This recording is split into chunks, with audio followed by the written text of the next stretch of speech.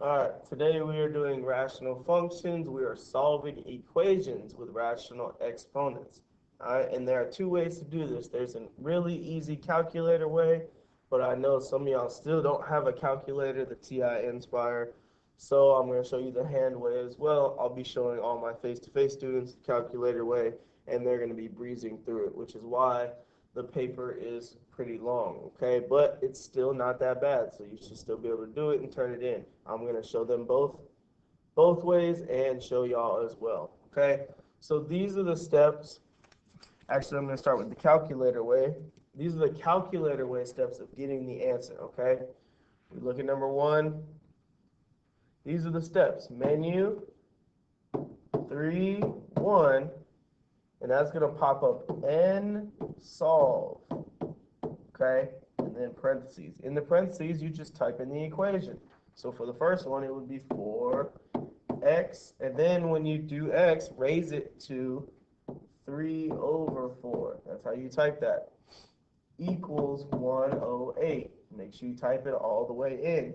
Then you do a comma and type in the letter x. Then close it out, then hit enter. And that's it. If you do it correctly, you have your answer, whatever that comes out. That's it for the calculator way. Menu 3-1. Sorry about that, y'all. As always, I do these in the mornings, okay? So menu 3-1, then n solve should pop up. Type it in exactly how you see it. Everything, even the equals. Okay, I made a mistake and it didn't pop up because I forgot to type in the equals. We're so used to typing in just the equation part, not what it equals, okay? So 4x to the 3 over 4 equals 108, then comma x. Don't forget the comma x. Then hit enter, and then you have your answer, okay? That is the calculator way. Now, the hand way is still not that bad. All right, I scroll down. As you can see, it's right here. Isolate the term containing the rational exponent. That just means the x. So here, let me switch colors so you can see it better. All right, so we're going to isolate this part by itself. Then raise both sides to the power that is reciprocal or flip of the power in the problem. That'll make sense in a second. Then we solve for x. And then finally, 4 and 5 is the numerator, the top of the rational exponent, is even. The answer needs a plus or minus sign. If it's odd, you don't put it, okay? So for number 1, the top is 3, so it's odd, so we actually won't put it. And then step number 5, as always, check for extraneous solutions. So number 1, we're going to isolate it, so divide by 4 first, divide by 4, and then we have x to the 3 over 4 equals 108 divided by 4 is 27. All right. Now, the next step, remember, raise both sides to the power of the reciprocal. So flip it. So we're going to raise it to the 4 over 3 because that's going to cancel each other out. And that's what we want because now x is going to be by itself. Watch this. When I raise this side to the power of 4 over 3, it ends up becoming this. The cube root of 27, all right, to the 4th. Notice what just happened. We raised the left side to the power of 4 over 3 because that cancels with that. That's good. We want x by itself. Then when I raise 27 on this side to the power of 4 over 3, it's a cube root, so the bottom number becomes the root, and then the top number, once again, announcement, sorry about that, y'all, had to pause it for a little bit, but let's continue on. Remember, the top number comes to the power, the bottom number is the root. That's how we write that. So let's break this down, and we're almost done. The cube root of 27, we should know by now, is 3. All right, and then 3 to the 4th, or 3 times 3 times 3 times 3 is, 3 times 3 is 9, 9 times 3 is 27, 27 times 3 is 81. So x equals 81, and we're done. And if you do it the calculator way, you get the same thing. Menu 3-1, n solve, and then you type in the entire equation. correctly, comma x, hit enter, and you get 81. You just get it a little bit faster. Okay? And that's it. All right, so moving on. Again, I'm going to keep doing it by hand. If I can do it, you can do it. Okay? We're going to move on. Keep doing it by hand. We have number 2, x to the power of 2 over 3 plus 11 equals 27. So first, we got to isolate it, get it by itself. So this needs to be by itself. So all we have to do is minus 11, minus 11. So now we have x to the 2 over 3, all right, equals 16. All right, then we raise it to the opposite. So 3 over 2. I can't write today, y'all, sorry. 3 over 2. Do the same thing over here, 3 over 2.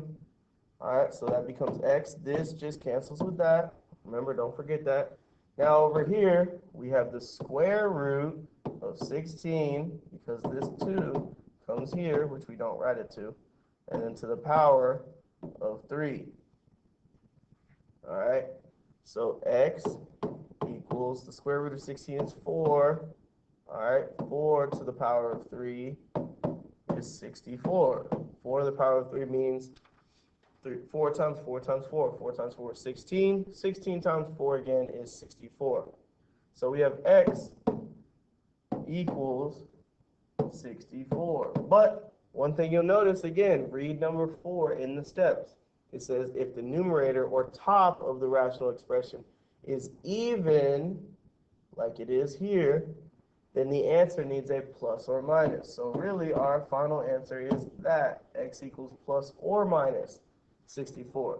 So again, looking back here, our original equation, it was x to the power of 2 over 3. So the top, I know that looks confusing because they're next to each other, but it basically means this, x to the power of 2 over 3. Maybe that will help you, okay? See, 2 over 3. So since 2 is on top, your answer has a plus or minus. All right, shouldn't be too bad. All right, we'll do one more, and then you'll be on your own. So we have 3x to the power of 1 over 2 plus 6 equals 0. All right, so obviously first, subtract 6, subtract 6. All right, 3x to the power of 1 over 2 equals negative 6.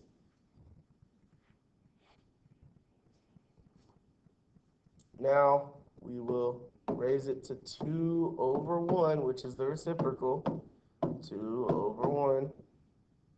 And then we get this cancels with that. And then we have 3x equals 36.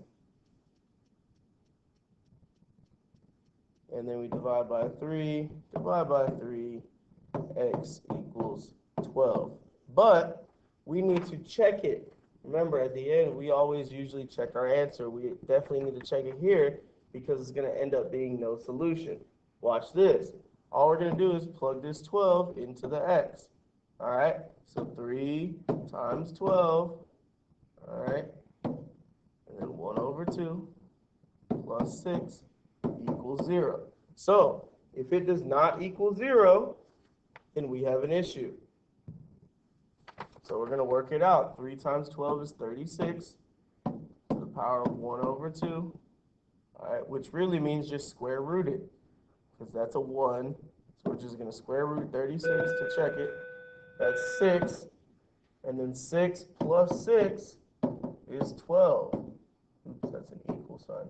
12 is not equal to 0, so it does not work. This is why we need to check our answer, because most of us, and I probably would have done it too, would have, when we got 12, just boxed our answer. Well, we actually need to check it. The way you check it, just plug it back in. So don't forget to do that for all the problems, just to make sure the solution works. That's why step number 5 says check for extraneous or bad solutions.